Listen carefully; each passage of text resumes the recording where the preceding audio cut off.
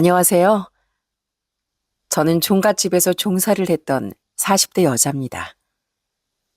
혹시 요즘 세상에도 저 같은 경험을 하신 분들이 계실지 모르겠습니다.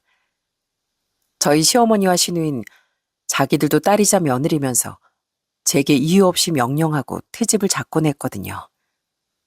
물론 저도 당하고만 있지 않았죠. 며느리를 무시하는 두 사람이 더는 큰 소리 못 치도록 아주 매운맛을 보여줬습니다. 오늘 그 짜릿한 복수담을 한번 풀어볼게요. 아이고, 선애 좀 봐라. 6살짜리가 지 남동생 밥 먹이고 있다. 우리 손녀 누굴 닮아서 이렇게 기특할꼬. 여기까지만 들으시면 종갓집 맏딸로 태어나 스트레스 좀 많이 받았겠다 하시겠지만 전 전혀 그렇지 않았습니다. 왜냐면 저희 친할머니가 정말 현명하고 좋으신 분이었거든요. 우선 저희 할머니는 아들들보다 며느리들을 더 귀하게 여기셨답니다. 그 옛날에도 설거지는 꼭 아들들이 시키셨다니까요. 자, 오늘부터 자기 먹은 밥그릇은 본인이 직접 씻어라. 난 며느리들한테 집안일 더 시키고 이런 거 절대 용납 못한다. 내가 이 종갓집 집안에 시집와서 서러운 일이 얼마나 많았는지 아니? 원래 아무리 작은 일도 시자 붙은 사람이 시키면 더 서운한 법이야. 그러니까 우리 집에선 며느리들이 최고 귀한 사람들이다. 알겠지? 할머니는 며느리들을 귀찮게 하지 않을 뿐더러 항상 고맙다, 사랑한다라는 말을 아주 자주 해주셨습니다. 첫째야, 이번 김장할 때 고생 많았지? 식구가 하도 많은 집이니 김치 하나 담그는 것도 보통 일이 아니구나. 이번에도 네가 고생이 정말 많았다. 항상 우리 첫째 며느리한테 내가 얼마나 고맙게 생각하는 줄 알지? 늘 고맙고 사랑한다 어머마. 네가 있어서 참 좋구나. 아니에요 어머님. 전 저희 집 식구들 먹을 양만 겨우 한걸요. 그래도 항상 제 걱정해 주시고 제 마음 알아주셔서 감사해요. 저도 늘 감사하고 사랑합니다 어머님. 할머니하고 엄마가 자주 이런 대화를 주고받으시니 전 TV에 나오는 못된 시어머니, 영악한 며느리 이야기가 다 거짓말인 줄 알았습니다. 오히려 남들이 그렇게나 피하는 종갓집이 얼마나 따뜻하고 다복한 집인지 몰라주는 사람들이 답답하더라고요. 할머니가 돌아가실 때까지 엄만 친딸처럼 진심으로 할머니를 모셨고 그 모습만 보고 자란 전 종갓집에 대한 편견이 전혀 없었습니다. 할머니의 가르침에 따라 아빠도 집안일에 나몰라라 하지 않고 주말마다 요리를 해주셨고요. 자, 오늘은 아빠가 요리사다. 평일에 네 엄마가 너희들 먹이고 돌보느라 고생 많았으니까 주말이라도 이 아빠가 나서야지. 너희들 아빠가 해주는 김치볶음밥 제일 좋아하지? 조금만 기다리면 맛있게 해주마. 이런 할머니 또 부모님 밑에서 자란 저희 남매도 성별을 따지지 않고 서로 집안일을 돕는 게 아주 자연스러웠어요. 그래서 전 또래 친구들보다 음식도 잘하고 살림 솜씨도 꽤 야무진 편이었죠. 남편을 만나 연애를 했을 때도 남편도 제가 집 청소를 하는 걸 보고 깜짝 놀라더라고요. 아이, 오빠, 비닐봉지를 이렇게 아무렇게나 구겨놓으면 자리 차지만 하고 쓸 때 다 끄집어내야 하잖아. 나도 우리 아빠한테 배운 건데 이렇게 삼각형 모양으로 접어서 넣어두면 보기도 깔끔하고 사용할 때도 풀기만 해도 되니까 좋더라고. 이야, 선혜 넌 손끝이 정말 야무지다. 나도 자취를 오래 했지만 귀찮아서 이런 거 신경도 못 쓰거든. 나도 선혜한테 좀 배워야겠어. 이거 삼각형으로 어떻게 접는다고? 저는 남편이 제 말을 경청하고 존중해 주는 것 같아 기분이 정말 좋았습니다. 남들은 집안일에 대해 말하면 잔소리로 듣고 싫어한다던데 저희 남편은 오히려 고맙다며 메모장에 적어두기까지 했거든요. 내가 아직 오빠 집안 분들을 만나보지 못했지만 오빠가 이렇게 다정하고 섬세한 성격인 걸 보면 분명 가족분들도 따뜻하고 서로 존중하면서 지내는 분들일 것 같아. 사실은 내가 종갓집 장손이거든. 그래서 난 어릴 때부터 이런 집안일보단 어른들을 모시거나 공부하는 데 시간을 썼어. 어머니도 내가 그러길 원하셨고. 그런데 선에 네가 착착 정리하고 청소하는 거 보니까 너무 신기한 거 있지? 내가 아무리 화장실 청소를 해도 늘 지저분했는데 선에 네 손길이 한 번만 스쳐가도 꼭 호텔 화장실 같아지잖아. 알고 보니 남편도 저와 똑같이 종갓집 출신이더라고요. 그래도 전 평생을 보고 자란 게 종갓집의 단점보단 장점이었기에 남편이 장손인 건 하나도 문제가 되지 않았습니다. 남편이 얼핏 제사가 좀 있다고 했는데 저희 친정처럼 해봐야 1년에 두세 번일 거라 생각했죠. 무엇보다 시댁 식구들도 첫인상이 굉장히 좋기도 했고요. 아유, 우리 장손 며느리를 드디어 만나네. 만나서 반가워. 내가 우리 형석이 언제쯤 장가가나 목이 빠지게 기다리고 있었거든. 근데 이렇게 예쁜 아내를 얻으려고 여태까지 부모 속을 태운 모양이구나. 시모는 저를 처음 본 자리에서 꼭 생명의 은인이라도 만난 사람처럼 매우 기뻐하셨어요. 제 손을 꼭 잡으시곤 연신 잘 왔다 잘 왔다 하시는데 그 따뜻한 환대 덕분에 잠깐 긴장했던 제 마음도 사르르 녹아버렸답니다. 듣자 하니 우리 예비 며느리 집안도 유서 깊은 총가더구나. 너도 알겠지만 우리 집안이 대종손이라 맏며느리 역할이 정말 중요하단다.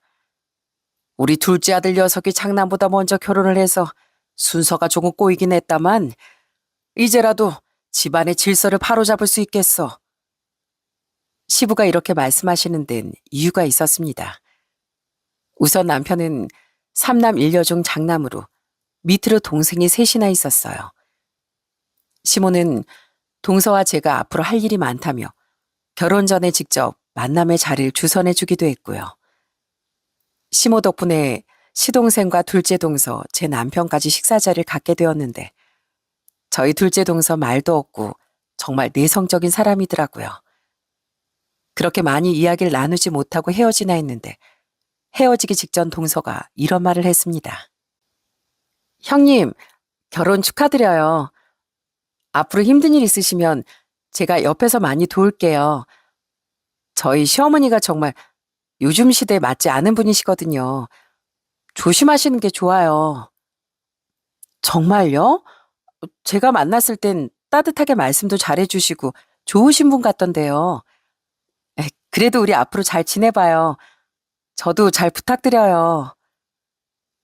전 둘째 동서가 어떤 의미로 했던 말일까 싶어 한동안 그 말이 마음에 걸리더라고요. 그러다 본가에 갔을 때 엄마에게 넌지시 물어보았죠. 엄마, 나 얼마 전에 둘째 동서 만났는데 동서가 우리 시모가 요즘 시대에 맞지 않는 사람이라면서 조심하라는 소리를 하더라고요. 둘째 시동생은 결혼한 지 이제 1년 됐다는데 아직 시숙인 그이랑 뭔가 좀 어색해 보이고 되게 내성적이고 숫기가 없는 사람이었어요. 나 결혼 괜찮겠죠? 그래?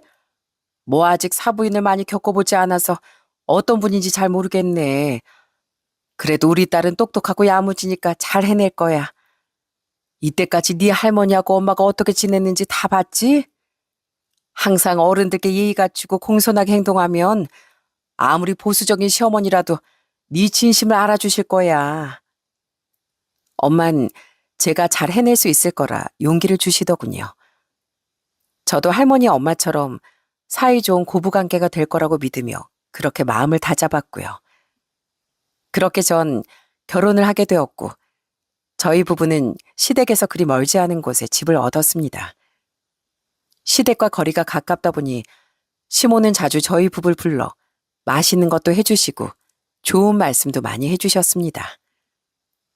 새아가, 난 이렇게 자주자주 얼굴 보고 같이 보내는 시간이 많아야 정도 빨리 든다고 생각한다. 요즘 애들은 시댁에서 부르면 칠색 팔색 한다고 하던데 너는 안 그렇지? 네, 어머님. 저도 시댁 식구들과 자주 만나고 밥도 자주 먹고 싶어요. 그래야 서로에 대해서도 잘 알 것 같고요. 그래, 그래. 네가 아직 시집 온 지 얼마 안 돼서 이 집안에 대해 모를 테니까 내가 잘 알려주마. 그러니까 모르는 거 있으면 얼마든지 물어보고. 시모는 굉장히 자상하게 조씨 집안의 역사와 전통에 대해 일러주셨습니다. 남편도 옆에서 제가 잘 모르는 어르신들에 대해 그리고 집안 분위기에 대해 친절하게 알려주었죠. 당신도 알겠지만 우리 집이 대종가라 찾아오신 어르신들이 많아. 아마 한동안은 누가 누군지 막 헷갈릴 거야. 그때마다 내가 옆에서 알려줄 테니까 걱정하지 말고. 남편은 실제로도 잘 모르는 어르신들이 절 찾을 때 제가 곤란하지 않게 먼저 나서서 행동했습니다. 이복의 종손 며느리, 내가 자네 삼종조 시할아버지가 되는데 왜 먼저 인사도 않고 그러고 서 있어? 냉큼 인사 안 해? 아이고, 할아버님 오셨어요? 오셨으면 바로 안으로 드시지. 왜 밖에 서 계셨어요? 할아버지 좋아하는 다과 내올게요. 조금만 앉아 계세요. 남편은 그러더니 얼른 할아버님을 모시고 안으로 들어갔습니다. 이때만 해도 심오한 남편이 너무나 든든해서 아무리 대종손 며느리라도 겁날 게 없더라고요. 무슨 일이 있을 때마다 둘째 동서도 제게 정말 큰 힘이 되어줬고요. 형님, 벌써 오셨어요? 형님 일찍 오실 줄 알았으면 저도 더 빨리 올 걸 그랬어요. 앞으로 시댁 오실 때 저랑 같이 맞춰서 와요. 아니야, 나도 방금 왔어. 내가 시댁에 대해 잘 모르니까 미리 좀 둘러보고 싶어서 서둘렀지 뭐. 동선 천천히 시간 맞춰서 와도 돼. 내성적인 줄만 알았던 동선 차분한 만큼 섬세하고 꼼꼼한 성격이었어요. 동서까지 나서서 절 살뜰히 챙겨주니까 전 오히려 종갓집에 시집와서 다행이라고 생각할 정도였답니다. 하지만 그런 제 생각은 얼마 지나지 않아 서서히 금이 가기 시작했습니다. 자, 새아가 이 종이 받아라. 내가 앞으로 챙겨야 할 제사 목록 좀 적어봤다. 우리 집안은 제사가 꽤 많아서 기억을 못하면 큰일 나. 일단 명절날 올리는 제사가 2번 있고 기제사가 6번 있다. 조부모님 내외, 증조부님 내외, 또 고조부님 내외까지 총 6분 제사인데 길마다 올리고 있으니 헷갈리지 말고. 그리고 시제사가 1년에 1번 있어. 원래는 사시제라고 1년에 4번씩 해야 하는데 너희 힘들까봐 음력 10월에 1번만 지내는 거니까 감사하게 생각해라. 마지막으로 조상님들 묘에 가서 묘제도 꼭 드려야 한다. 이거 다 챙길 줄 알아야 종가며느리 역할 제대로 하는 거야. 하나라도 빼먹으면 안 되니까 꼭 꼼꼼하게 보고 기억해라. 어느 날 시모가 제게 아주 꼼꼼히 적어주신 종이를 보니 시댁은 무려 1년에 10번의 제사를 드리는 집이었더라고요. 저희 친정은 많이 제사를 간소화하기도 했고 음식도 간단하게 차려 제사를 드렸거든요. 그런데 시댁은 그 10번의 제사 모두 아주 상다리가 부러지라고 음식을 차리고 의례가 꽤 복잡했습니다. 그래도 처음 결혼한 해엔 제가 잘 모르는 게 많아서 주도적으로 일을 하기보단 시몰 따라다니며 일을 배우는 수준이었죠. 자, 우리 집 제사 음식은 육류, 생선, 나물전, 찌개, 떡, 과일까지 가능한 모든 종류를 올린다. 저는 동그랑땡, 고기전, 생선전, 종류별로 골고루 만들어야 되고 나물도 양념이 다 달러. 조상님 한 분이라도 소홀히 하면 안 되니까 제사마다 준비할 음식하고 생전에 좋아하셨던 것까지 정확히 기억해두렴. 세상에, 어머님, 이걸 이때까지 어머님이 맡아서 준비하신 거예요? 아휴, 그동안 정말 힘드셨겠어요. 힘들어도 어쩌겠니. 해야 할 일은 해야지. 그래도 네가 시집 와서 그나마 다행이지 뭐. 앞으로 몇 년간은 너도 많이 헤맬 테니까 나 하는 거 보고 잘 배워둬라. 하지만 시모가 아무리 잘 가르쳐 주신다고 해도 무려 10번의 제사를 챙기는 건 보통 일이 아니더라고요. 남편도 2팔 걷어붙이고 옆에서 도와주긴 했지만 번번이 어르신들께 주방에 있는 걸 들키곤 혼쭐이 나곤 했고요. 여보, 왜 또 주방에 왔어? 할아버님도 보시면 종손이 주방에 왔다고 막 혼날 텐데. 요즘 그런 게 어딨어. 그 뒤집개 이리 좀 줘봐. 저는 내가 할게. 아직도 할 게 이렇게나 많이 남았네. 당신은 잠깐 밖에 나가서 바람 좀 쐬고 와. 종일 기름 냄새만 맡았잖아. 이렇게 10번의 제사를 치르다 보니 결혼하고 1년이 금방 지나가 버리더군요. 제사만 아니라면 남편과 제 사이엔 별다른 문제가 없었어요. 하지만 시간이 점점 흐를수록 남편과 시모의 배려가 마냥 절 위한 게 아니라는 걸 깨달았습니다. 어머님, 저 올 명절엔 친정에 먼저 들렀다 올 것 같아요. 작년에 제사 배운다고 명절에도 친정에 못 갔잖아요. 그래서 올해는 저희 엄마 아빠 먼저 뵙고 올게요. 뭐? 아니, 그게 무슨 소리냐? 내가 장 보는 것부터 알려주려고 올해 미리 시장도 안 봤어, 얘. 너 지금 나랑 네 동서랑 둘이 시장을 다 보라는 거야? 음식도 우리 둘이 다 하고? 네? 그런 뜻은 아니었지만 남편이랑 한 해씩 돌아가면서 시댁이랑 친정에 먼저 가기로 약속했거든요. 그렇잖아, 여보. 어? 뭐 그렇긴 한데 엄마가 당신 때문에 일부러 그렇게 계획을 짜셨다는데 올해는 우리 집에 먼저 가고 내년에 처가에 먼저 가면 안 될까? 좀 늦게 간다고 어떻게 되는 것도 아니잖아. 시모와 남편은 저를 위한 결정이라며 제가 친정에 가는 걸 막아섰습니다. 그리고 너 맏며느리가 어른들 다 계시는데 어떻게 친정에 먼저 가겠다는 소리를 하니? 작년에 못 오신 어르신들이 너 보겠다고 다 우리 집 먼저 오시겠다는데 네가 없으면 어떡하냐고. 그건 네 동서한테도 못할 짓이다. 그러니까 잔말 말고 하루 먼저 와 있어. 제가 아무리 설명을 해도 시모는 무조건 안 된다며 절 붙들었습니다. 그쯤 되자 저도 할 말은 해야겠다 싶더라고요. 어머님, 제가 맏며느리로 할도리를 못한 건 없다고 생각해요. 작년에 10번 있는 제사도 동서랑 같이 모두 참석했고요. 저도 명절 가까이 말씀드리면 어머님 당황해 하실까봐 이렇게나 먼저 말씀드렸는데 장 보는 계획 같은 건 얼마든지 상황에 맞춰서 바뀔 수 있다고 생각해요. 그리고 지금이 무슨 조선시대도 아니잖아요.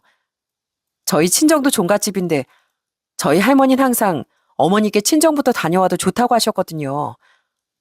그리고 아직 결혼 초인데 부부끼리 약속한 걸 벌써 어기기 시작하면 앞으로 싸울 일만 더 많아질 거고요.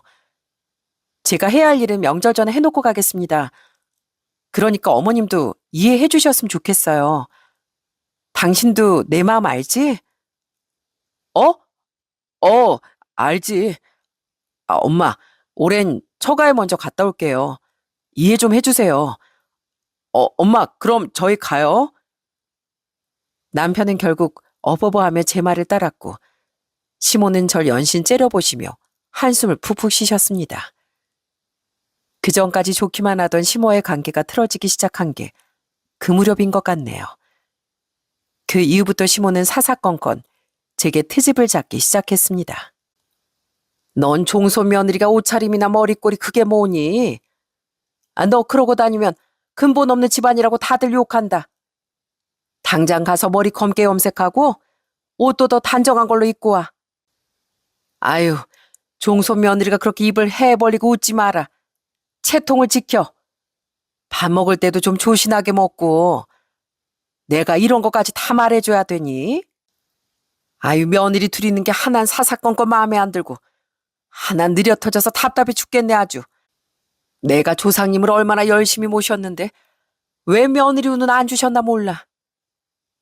사실 전 참고만 있는 성격이 아니라 시모가 작은 일로 트집을 잡으시면 제 나름대로 할 수 있는 대꾼 다 했습니다. 하지만 착하고 내성적인 둘째 동선 늘 고개부터 숙이더라고요. 형님, 저 또 어머니께 혼났지 뭐예요. 제 목소리가 너무 작아서 대답을 하는지 무시를 하는지 모르겠대요. 사실 제 대답은 상관도 없이 어머님 하고 싶으신 대로 하시면서 말이에요. 정말? 동서 또 잘못했다고 사과부터 했지? 그러지 말고 동서도 억울한 게 있으면 억울하다고 얘기해야 돼. 그러다 동서만 화병 나. 전 형님이 제 편도 많이 들어주시고 저 대신 옳은 말도 많이 해주셔서 괜찮아요. 형님 덕분에 제가 겨우 숨쉬고 산다니까요. 저는 가끔 너무 순하기만 한 동서를 위해 시모와 맞서기도 했습니다. 얘 둘째야, 너 거기서 뭐하니? 그렇게 손이 느려서 오늘 안에 김치 담그겠어? 저건 이해력이 딸리는 건지 내 말을 무시하고 배째라고 그러는 건지 모르겠다니까. 어머님, 동서한테 말씀이 너무 심하신 거 아니에요? 동서가 착해서 어머님 말씀을 듣고만 있는 거지. 그런 말 들으면 누구나 기분 나쁘죠. 동서가 며느리로 들어온 거지 어머님 몸종으로 온 게 아니잖아요. 이런 말씀 죄송한데 어머님 말씀을 따라야 하는 저희 입장도 생각해 주세요. 특히 동서가 집안에 일 있을 때마다 얼마나 고생이 많은데요. 뭐, 뭐야? 너희 둘, 뭐 나 이겨먹으려고 서로 편먹었니? 그게 시애미한테 할 소리야? 아이고, 이래서 집안에 사람이 잘 들어야 하는 건데. 너 때문에 내 말을 그렇게나 잘 따르던 둘째도 저러고 속이 뒤집히게 구는 거 아니야? 갈수록 시모와 저의 감정의 골은 커져만 갔습니다. 그렇게 신경전을 하던 중 저는 딸아이를 임신하게 되었어요. 결혼 3년 만에 생긴 아이라 남편도 저도 그간의 시댁 문제는 있고 정말 기뻐했습니다. 여보, 딸이래, 딸. 당신 닮은 딸이면 정말 예쁘고 똑똑할 거야. 그지? 나 벌써 딸바보 예약이야. 우리 딸, 엄마 아빠한테 와줘서 고마워. 우리 곧 건강하게 만나자. 남편이 임신 초기부터 제 손으로 아무것도 못하게 하면서 딸바보 아빠의 면모를 일찌감치 보여주더라고요. 당신 쓰레기 버리러 가려고? 그런 건 나 시키라니까. 당신은 예쁘고 건강하고 좋은 것만 봐야지. 뱃속에 우리 공주님이 다 보고 계신데. 그러니까 부디 가만히 앉아서 쉬고 계시죠. 남편이 딸인 걸 이렇게나 좋아하고 저도 평생 친구같이 지낼 딸아이가 생기는 게 좋았습니다. 하지만 시모의 뜻은 전혀 달랐어요. 저다이가 장손이면 오죽 좋아. 뭐 그래도 아직 애가 태어난 건 아니니 아들이길 빌어보자. 병원에서 틀릴 수도 있잖아. 저는 성별 상관없어요, 어머님. 딸이면 어떻고 아들이면 어떠겠어요. 그저 건강하게만 태어나주면 더 바라는 것도 없네요. 하지만 시모는 거기서 포기하지 않고 어느 날 이상한 부적까지 써와서 남편 지갑과 제 옷 속에 넣어두었습니다. 그러다 몇 달 뒤 전 알던 대로 딸을 낳았는데 시모는 아들이 아니라는 게 여전히 실망스러웠는지 저 몰래 저희 집 구석구석에 부적을 붙여놨더라고요. 뭐 첫 딸은 살림 미천이라고 하니 받아들여겠지. 그래도 둘째는 꼭 아들을 낳아야 한다. 아들 못 낳으면 이 종갓집에 대를 끊는 거야. 그러니까 이 부적 잘 가지고 있다가 아들 낳을 때까지 손도 대지 말어. 대체 시모가 어떻게 저희 집까지 들어와 부적을 붙였나 했더니 그게 다 남편이 허락한 거였더라고요. 당신 어머님께 우리 집 비밀번호 알려드렸어? 그것도 모자라 어디다 부적을 붙이면 내가 모르고 넘어갈지 말씀드렸다며. 아니 그게 사실 우리 집에 손이 귀하다 보니까 아들이 꼭 있어야 하거든. 물론 난 우리 딸이 제일 소중하긴 한데 그래도 둘째는 아들 낳으면 좋잖아. 저 부적의 애군을 막아준다니까 우리 딸한테도 좋을 거야. 전 시모도 시모지만 갈수록 시모에게 휘둘리는 남편이 더 황당했습니다. 앞에선 제 말을 들어주는 척하면서 결론은 다 시모 뜻대로 하고 있더라고요. 저는 남편에게 단단히 일렀습니다. 당신 내 말 잘 들어. 난 당신 집안으로 일해주러 온 게 아니라 우리 둘 다 동등한 입장에서 결혼한 거야. 근데 당신이 자꾸 이렇게 어머니 말씀 안 듣고 계속 날 무시하면 나도 못 참아. 당신만 종갓집 맞이야? 나도 우리 집에서 제일 귀한 맏딸이야. 앞으로 더는 시댁이랑 얼굴 붉히는 일 없게 했으면 좋겠어. 알겠어. 나도 엄마하고 당신 둘 사이에서 죽겠다 정말. 고래싸움에 등 터진 새우가 된 기분이야. 하지만 그 이후에도 남편은 여전히 제 남편이기보단 시어머님의 아들이더군요. 이렇게 제 속을 태우는 건 시모와 남편뿐만이 아니었습니다. 저희 시누이를 보면 옛말에 말리는 시누이가 더 밉다는 말이 왜 나왔는지 알 것 같더라고요. 삼남 일녀 중 막내딸인 시누이는 아주 천상천하 유아 독존이었거든요. 언니, 새언니, 혹시 나 생리대 좀 사다 줄래요? 오면서 초콜릿이랑 단 것도 좀 같이 사오고요. 아우, 왜 이렇게 달달한 게 땡기는지 모르겠네. 시누인 저녁을 준비 중인 저와 동서 옆에서 매니큐어를 바르며 심부름까지 시키더라고요. 이 정도뿐이었으면 귀엽게라도 봐주겠지만 말 한마디 한마디 하는 게 얼마나 얄미웠는지 모릅니다. 아가씨, 저희 지금 저녁하느라 무지 바쁘거든요. 아가씨한테 뭐 도와달라는 말 안 할 테니까 그 정도 심부름은 알아서 할 수 있잖아요. 어머머? 새언니 지금 시누이한테 그게 무슨 말이에요? 시누이가 해달라면 하는 거지. 요즘 며느리들 시댁 무서운 줄 모른다더니 진짜였네. 예전엔 시누이들 속옷 빨래까지 며느리가 다 했다는데 새언니들 진짜 좋은 시대에 사는 줄이나 알아요. 시누이 말버릇처럼 세상 좋아졌다는 소리를 달고 살더라고요. 그전에도 아주 건방지게 굴던 걸 겨우 참고 있었는데 전날은 저도 더는 참지 못하고 터져버렸어요. 저는 당장 앞치마를 벗어던지고 시누이를 밖으로 불러냈습니다. 아니, 안에서 얘기하면 되지. 왜 귀찮게 밖으로 불러내. 그럴 시간 있으면 내 심부름이나 좀 해달라니까. 야, 너 몇 살 먹었냐? 나 너보다 4살이나 많거든? 그러니까 내가 말 좀 편하게 할게. 너 내가 네 며느리로 들어온 줄 알아? 어디서 나이도 어린 게 반말이야. 제일 어리면 어린 대로 손님 사람들 얘기하는데 끼어들지 말고 수그리고 있어라. 전 아주 나를 잡고 시누이 정신교육을 빡세게 시켰습니다. 시누인 제가 무섭게 분위기를 잡자 완전히 쫄아서 꿀먹은 벙어리가 됐더라고요. 너 앞으로 말 조심해. 내가 지켜본다. 나 어차피 너희 집 식구들이랑 피 한 방울 안 섞인 사람이야. 남이라고 남. 내가 참고 살아야 할 이유 아무것도 없거든? 네 오빠 이혼남 만들기 싫으면 알아서 잘해라. 알겠어요. 왜 그런 거로 협박을 해요, 무섭게. 새언니 이런 거 엄마한테 다 잃을 거예요. 일러. 당장 가서 일러봐.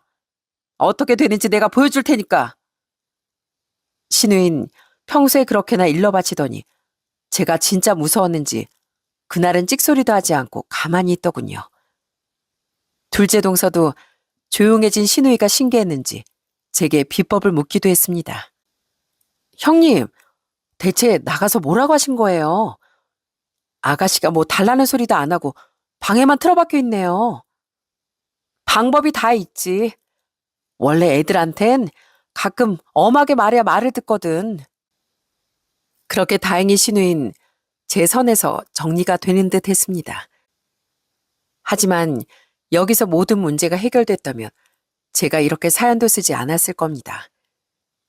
시누이와 단판을 짓고 얼마 뒤 제가 전혀 생각지도 못했던 복병이 나타난 거예요.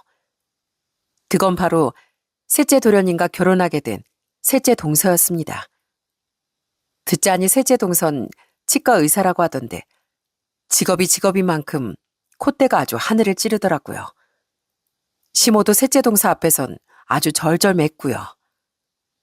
아이고, 우리 집안에 의사 며느리가 다 들어오는구나. 동네 잔치라도 열어야겠다. 우리 막내 며느리 자랑 좀 해야지. 시몬 그러더니 정말 동네 잔치를 열고 셋째 동서를 여기저기 자랑했습니다. 물론 그 잔치 음식은 저와 둘째 동서 차지가 됐네요. 저는 셋째 서방님과 동서가 무슨 장원급제라도 한 줄 알았습니다. 셋째 동선 시모의 비위를 맞추기로 작정했는지 본격적인 물량 공세를 퍼붓기 시작했어요. 어머님, 저번에 보니까 어머님 아버님 신고 다니시는 신발이 영 낡았더라고요. 연세 드실수록 신발이 제일 중요하거든요. 이거 백화점 갔다가 샀는데 두 분 신으세요. 어머, 넌 바쁜 애가 어떻게 이런 것까지 챙기니? 똑똑한 애가 정도 깊다예. 고맙다, 잘 신음아. 내가 이때까지 며느리가 둘이나 있었는데 셋째 들어오기 전에 이런 거 챙기는 며느리도 하나 없었다. 이제라도 며느리 잘 들였어 아주. 이런 뇌물들 덕분에 셋째 동선 집안의 모든 제사에서 열애가 됐습니다. 둘째 동서하고 제가 땀을 뻘뻘 흘리며 음식할 때 셋째 동선 시모하고 과일이나 깎아 먹으며 노닥거리곤 했습니다. 남편은 제가 기분이 안 좋은 걸 알았는지 슬그머니 주방 문을 닫더라고요. 전 그게 더 약올라 기가 막혔습니다. 그런데 이게 무슨 운명의 장난인지 전쟁통에도 애는 낳는다는 말처럼 어느 날 제가 덜컥 둘째를 임신하고 말았습니다. 아이의 성별은 시댁에서 그렇게나 노래를 불렀던 것처럼 아들이었어요. 아들이라고? 아유, 진짜 아들이 맞아? 아이고, 천지신명님 감사합니다. 내가 뭐라고 했니? 이게 다 부적 덕분이다. 부적을 잘 써서 네가 아들을 가진 거야. 여보, 진짜 고마워. 나 사실 이대로 대가 끊어지나 내심 걱정했거든.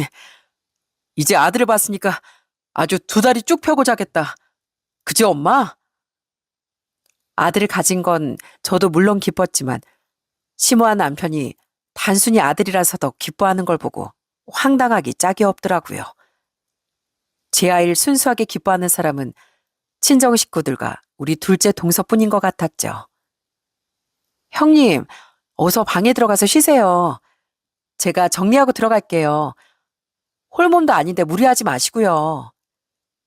아, 미안해 동서. 동서 힘든데 내가 제대로 도와주지도 못하네. 아이, 그게 무슨 말씀이세요? 저 이 집안에 이렇게 버티는 거 다 형님 덕분인걸요. 형님이 제게 얼마나 큰 힘을 주시는데요. 그러니까 저한테 그 미안하다는 말씀 하지 마세요. 저는 아이 둘을 낳고도 여전히 시댁 제사에 시달렸지만 그래도 둘째 동서가 있어 버틸 수 있었습니다. 저희 둘 사이엔 일종의 전우애가 생긴 것 같았어요. 전 그렇게 다들 원하던 아들을 낳았고 장손이 태어난 것에 시모는 세상을 다 가진 것처럼 기뻐했습니다. 여러분 중엔 제가 왜 이혼을 안 하고 참고 살았냐, 답답하다고 생각하시는 분도 계시겠지만 시댁에서 그래도 제 아이들을 너무나 귀하게 생각하고 특히 둘째 아들은 종손이라고 떠받들어 주시니 저도 차마 이혼까지는 생각 못하고 있었어요. 물론 명절 때마다 관절염과 허리 통증을 달고 살았지만요. 그렇게 또 제사만 치르다 한 해가 지나갔습니다. 그때가 결혼한 지 4년밖에 안 됐지만 꼭 40년은 더 산 것 같았네요. 그 무렵엔 시누이가 결혼하겠다며 심해부를 데려온 해기도 했고요. 심해부는 말갈량인 시누이와 다르게 차분하고 정직해 보였습니다. 저하고 동선 시누이같이 천방지축인 사람도 저런 신랑감을 데려올 수 있다는데 놀랐죠. 그때 셋째 동서는 심해부 직업은 뭔지 집안은 어떤지 호구 조사를 하고 있었습니다. 동서, 셋째 동서도 참 대단하지? 어떻게 처음 만난 심해부가 어렵지도 않은지 대뜸 어디 사냐, 직업이 뭐냐 뭐 이런 거부터 물을 수 있나 몰라. 동서 성격이 원래 그렇잖아요. 우리도 일 다 했으니까 좀 쉬어요 형님. 그때 전 설거지 끝내고 바람이나 쐴 겸 혼자 동네 산책을 하고 있었습니다. 그런데 언제 호구조사가 다 끝났는지 셋째 동서가 동네 정자에 앉아 깔깔 웃으며 통화를 하고 있더라고요. 전 졸지에 통화를 엿듣게 된 게 민망해서 얼른 옆으로 숨었습니다.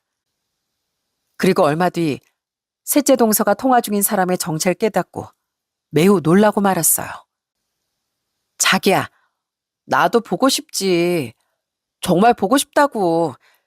마음 같아선 당장 자기한테 달려가고 싶은데 우리 남편이 술 퍼먹고 뻗었지 뭐야. 오늘 우리 시누이가 남편감을 데려왔거든. 뭐? 잘생겼냐고? 당신이 훨씬 잘생겼지. 난 자기한테 일편단심이니까. 나도 이 지겨운 시골에서 당장 벗어나고 싶어. 우리 시모 있잖아. 그 노인네 내가 돈만 주면 좋다고 해 웃거든. 아마 내가 당장 서울 간다고 해도 용돈만 지어주면 그러라고 할걸. 진짜야. 미친 노인네가 돈만 밝히고 아주 며느리들을 호구로 한다니까. 그래도 돈만 주면 아주 끔뻑 넘어가. 엉덩이까지 실룩실룩하면서. 그 꼴이 얼마나 웃기는지 알아? 진짜 웃긴 노인네지? 나 내일 친정 가봐야 한다고 새벽에 움직일게. 그러니까 조금만 기다려 내 사랑. 정말 기가 막히게도 셋째 동서가 혀까지 짧게 하며 사랑을 속삭이는 사람은 아무래도 내 연남이 확실해 보였습니다. 저는 본능적으로 이걸 놓치면 안 되겠다 싶어 빠르게 녹음까지 해두었어요. 다만 이걸 언제 터뜨려야 할깐 고민이 되긴 하더라고요. 사실 우리 셋째 시동생도 동서와 똑같이 말도 영 밉게 하고 집안일도 남편에게 다 미루고 관심도 없었기에 그냥 자기들끼리 알아서 하겠지 싶은 마음도 있었습니다. 그렇게 저만의 비밀을 간직한 채 또 한 번의 시댁 모임이 지나갔습니다. 그로부터 한 달 뒤 전 또다시 제사 준비를 하러 시댁으로 불려갔어요. 그런데 그날은 감기 기운이 있는지 출발할 때부터 몸이 영 안 좋더라고요. 형님, 안색이 너무 안 좋으세요. 어머, 식은땀까지 나는 것 같은데 그냥 집에 가서 쉬시지 그래요. 역시나 제가 아프다는 걸 알아주는 건 저희 둘째 동서뿐이었어요. 아니야, 내일 제사인데 같이 준비해야지. 나 없으면 동서 혼자 고생할 거 아니야. 나 괜찮아. 약 먹었어. 아니나 다를까 시모는 저희 옆에 착 붙어서 이래라 저래라 잔소리를 해댔습니다. 얘, 어머마, 너 빨리빨리 좀 해라. 그러다 전 다 타겠다 얘. 조상님 제사상에 다 태운 걸 올리려고 그래? 세워라 내워라 아주 느려 터졌네 아주. 저는 시모의 잔소리를 한 귀로 흘리려고 했는데 그때 이상하게 세상이 막 핑 돌고 물 먹은 솜처럼 몸이 축 가라앉았습니다. 어머, 형님, 왜 그러세요? 형님 괜찮으세요? 아주버님, 형님이 쓰러졌어요. 전 저를 애타게 부르는 둘째 동생의 목소리를 마지막으로 그만 의식을 잃고 쓰러지고 말았어요. 한참 뒤 정신을 차려보니 119에 실려왔는지 제가 병원에 입원해 있더라고요.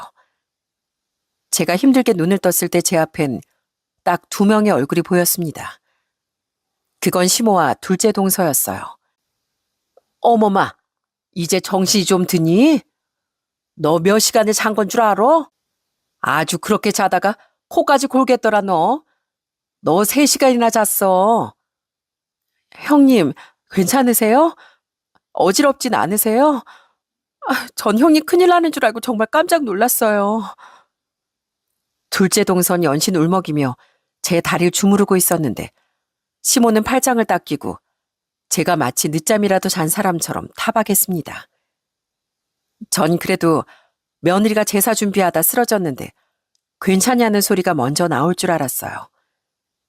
그런데 시모가 하는 말은 갈수록 가관이더군요. 너 설마 음식하기 싫어서 꾀병 부리는 건 아니지?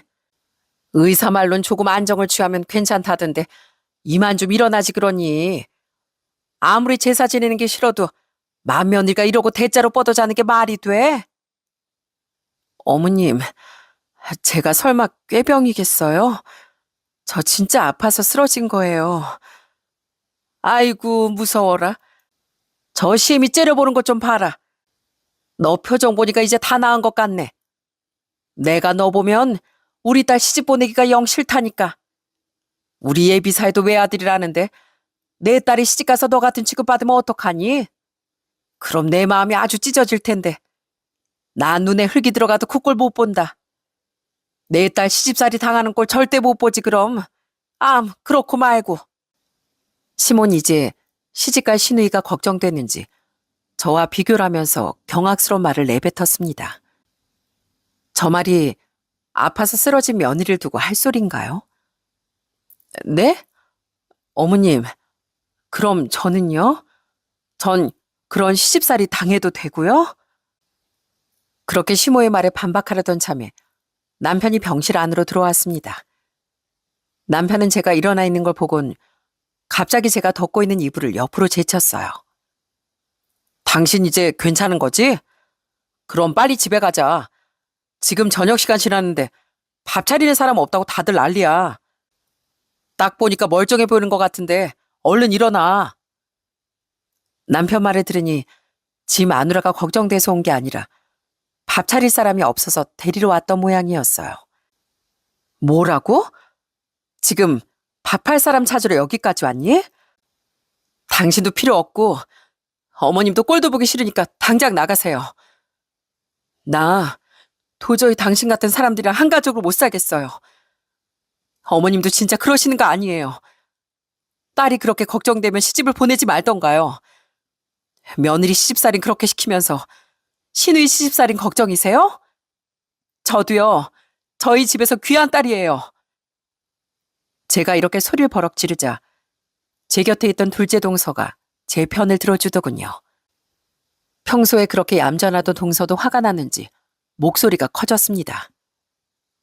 어머님, 아주버님, 진짜 너무하시네요. 형님이 아파서 쓰러져 있는데 할 말 있고 못할 말이 있죠. 저희나 되니까 이 집구석에 붙어 있는 거예요. 오히려 저희한테 고마워하셔야 된다고요.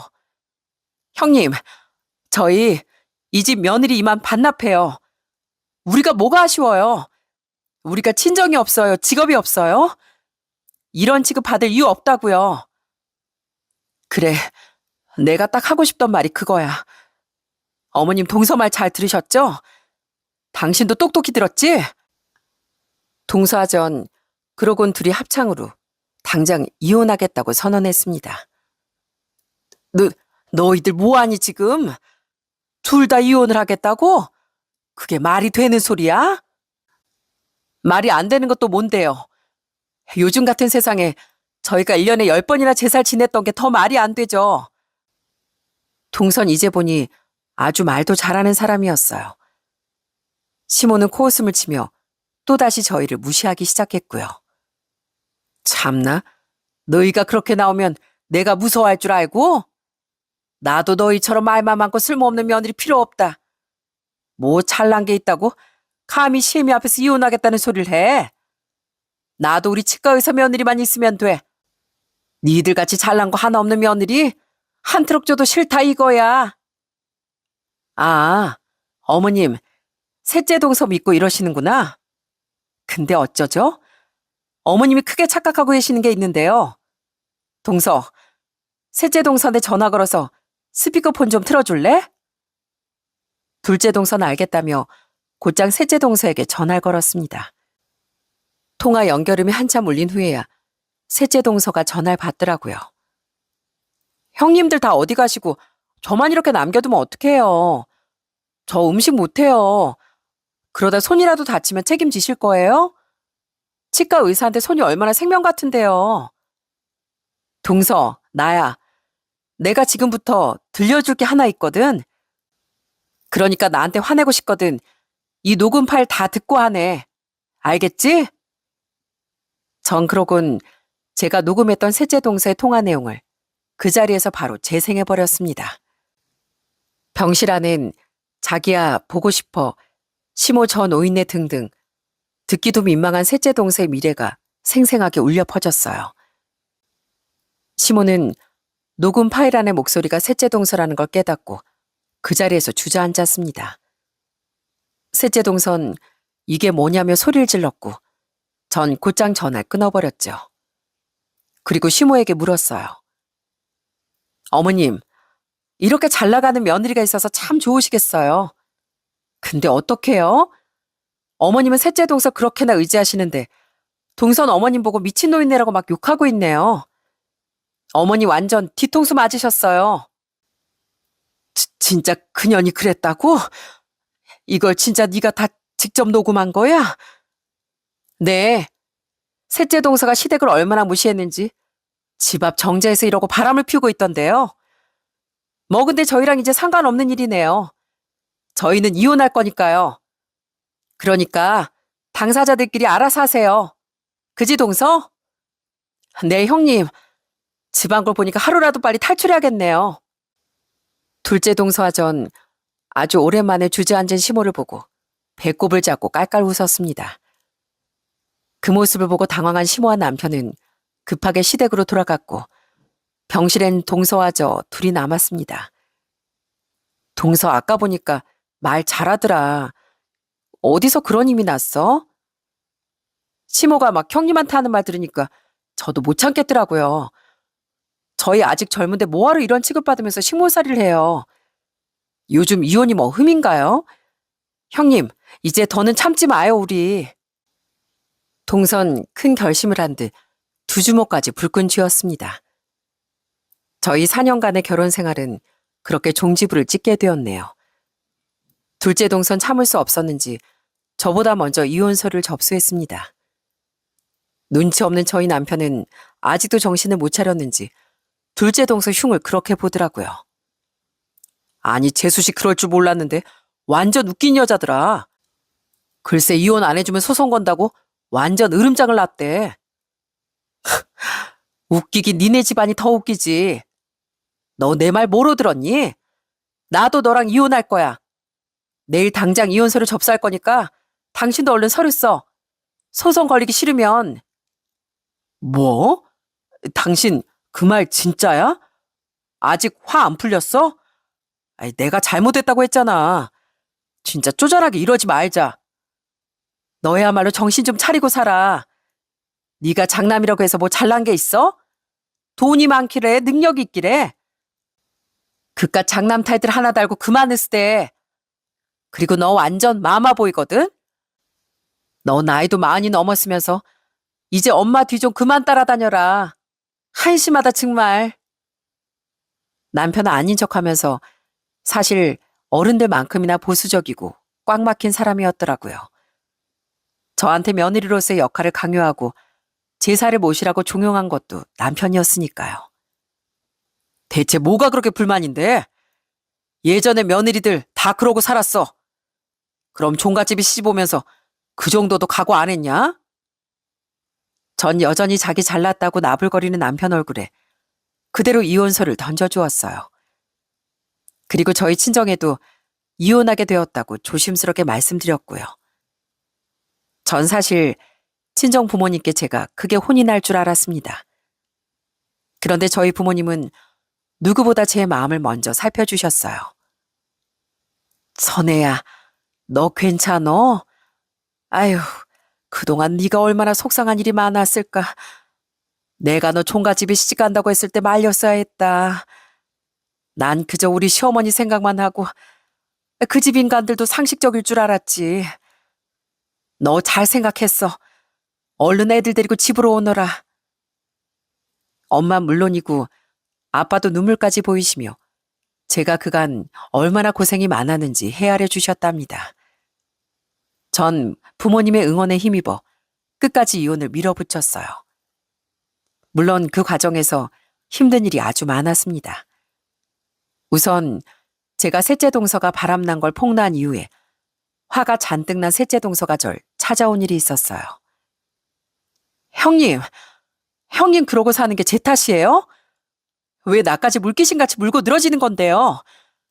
형님의 한 짓 때문에 우리 남편이 내 뒷조사까지 했다고요.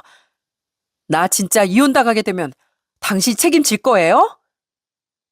그러게 바람을 피긴 왜 펴?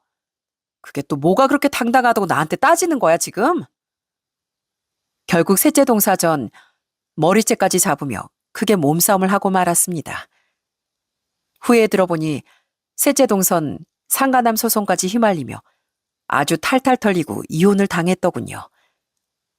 시댁 입장에선 단 몇 달 안에 며느리 셋이 모두 이혼을 하고 만 겁니다. 아마 여러분도 이게 가능한 일인가 믿기 힘드시겠죠? 저희 시댁을 겪어보셨다면 이혼 잘했다고 아마 손뼉을 쳐주실 겁니다.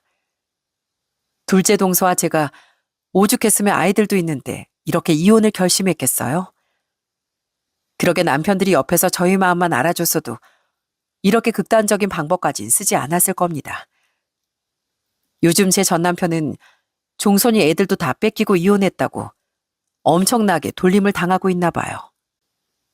여보, 나 이러다가 족보에서 이름마저 파이게 생겼어. 어르신들이 나 볼 때마다 지팡이로 얼마나 때리시는 줄 알아? 이런 한심한 놈이 없다면서. 겨우 지팡이를 얻어맞은 거 가지고 뭘 그러니? 난 그보다 더한 취급도 당했어. 앞으로 잘난 너희 집안 어른들 네가 모시던지 말던지 알아서 하고 다신 나 찾지 마. 나 아주 너희 집 얘기라면 지금도 구역질이 날 것 같거든. 여보, 내가 진짜 잘못했어. 내가 이렇게 빌게. 앞으로는 제사 지내지 마. 당신이 원하면 우리 엄마랑 안 만나도 돼. 남편은 그제야 후회의 눈물을 흘렸습니다. 그건 둘째 시동생도 마찬가지인가 봐요. 둘째 동서가 그러는데 아직까지도 날마다 전화를 걸어대며 그렇게 후회의 눈물을 흘리고 있다나 봐요. 형님, 이 집 남자들 진짜 웃기지 않아요? 그렇게 있을 때 잘하지. 이제 와서 빌면 뭐 한대요. 내 말이 뭐 또 혹시 모르지. 집에 밥 해줄 사람이 없어서 저렇게 쇼하는지도. 전 이제 더 이상은 그 악어의 눈물에 속지 않습니다. 듣자하니 진짜 피눈물을 흘리는 사람은 따로 있더라고요. 저희가 이혼하고 결혼한 신우인 3대 독자에게 시집을 가서 저희만큼이나 호된 시집살이를 당하고 있다네요. 물론 저희만큼 1년에 10번씩 제살 지내진 않겠지만 며느리가 신우이 하나뿐이니 고생 꽤나 하고 있겠죠?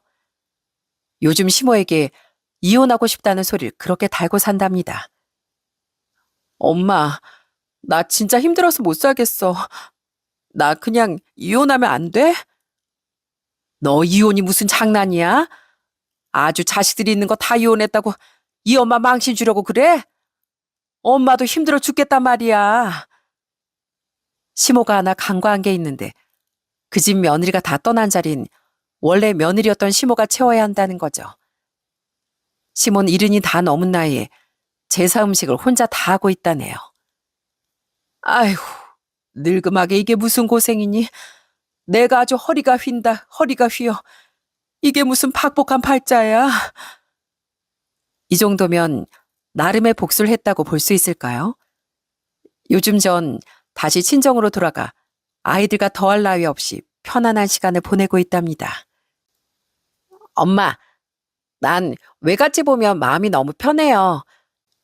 친할머니네 가면 엄만 밖에 나오지도 못하고 밥만 했잖아요.